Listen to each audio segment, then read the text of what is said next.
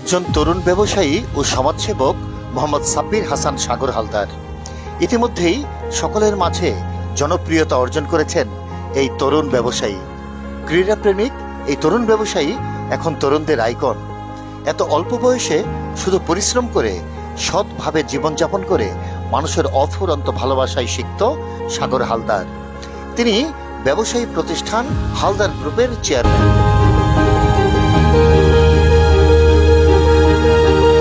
মুন্সিগঞ্জের টঙ্গিবাড়ি থানার যশোলং ইউনিয়নের সেরাজাবাদ হালদার বাড়িতে 1992 সনের 5 জানুয়ারি জন্ম এই তরুণ ব্যবসায়ী মোহাম্মদ সাব্বির হাসান সাগরের। বাবা মায়ের একমাত্র পুত্র সন্তান তিনি। তার ছোট 2 বোন রয়েছে। ছোটবেলা থেকে মানব সেবা করার অদম্য ইচ্ছে কাজ করত সাগর হালদারের। এই স্বপ্ন নিয়েই ছোট থেকে বড় হয়ে ওঠেন তিনি। এই বয়সেই 7 বছর প্রবাস জীবন কাটিয়েছেন সাগর হালদার। গড়ে তোলেন হালদার গ্রুপ নামে ব্যবসা প্রতিষ্ঠান।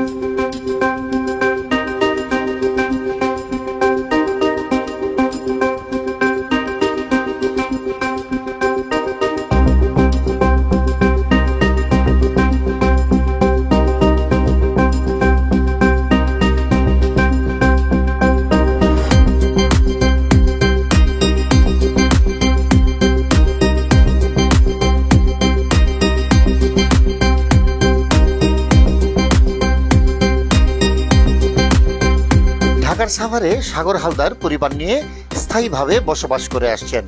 তিনি বর্তমানে রিয়েল এস্টেট, ট্রান্সপোর্ট, নির্মাণ ব্যবসা, ব্রিকফিল্ড সহ নানা ব্যবসা প্রতিষ্ঠান গড়ে তুলেছেন। এই তরুণ ব্যবসায়ীর আচরণে সকলেই মুগ্ধ। ঢাকার পুরানা পল্টনে রয়েছে তার নিজস্ব অফিস, যেখান থেকে তিনি তার সকল ব্যবসা পরিচালনা করে থাকেন। মোহাম্মদ সাব্বির হাসান সাগর হালদারের অফিসের স্টাফ এবং সাভারের বিভিন্ন স্তরের লোকজন বলেন, অসহায় মানুষের জন্য সাগর হালদার সবসময় সহযোগিতার হাত বাড়িয়ে দেন। তিনি একজন মানবিক মানুষ। তরুণ প্রজন্মকে মাদকের হাত থেকে বাঁচাতে তিনি ধর্মীয় শিক্ষা, খেলাধুলা ও সাংস্কৃতিক কর্মকাণ্ডে নিয়োজিত থাকার উৎসাহ দেন। বিভিন্ন সময় আয়োজন করে থাকেন খেলাধুলা ও বিভিন্ন অনুষ্ঠানের।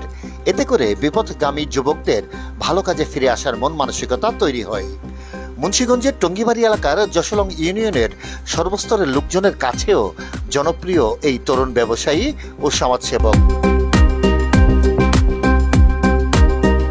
এলাকাবাসী জানান, মোহাম্মদ সাব্বির হাসান সাগর হালদারের মতো লোক জনপ্রতিনিধি হিসেবে নির্বাচিত হলে এলাকার উন্নয়ন ও সাধারণ মানুষের উপকার হবে। এছাড়াও তিনি সারা বাংলাদেশে পরিচিত হয়ে উঠেছেন। তাকে মানুষ বলেন অন্যায়ের প্রতিবাদী সিংহপুরুষ। হালদার গ্রুপের চেয়ারম্যান মোহাম্মদ সাব্বির হাসান সাগর হালদার বলেন, আমি সবসময় মানুষের সেবা করে তৃপ্তি অর্জন করি। মানুষের মাঝেই সৃষ্টিকর্তাকে খুঁজে পাওয়া যায়। মানব সেবার চেয়ে বড় ধর্ম আর নেই। তাই আমি প্রতিনিয়ত চেষ্টা করি গরিব দুঃখী মানুষের পাশে দাঁড়াতে। আমি মানুষের অফুরন্ত ভালোবাসা নিয়ে পৃথিবী থেকে চলে যেতে চাই।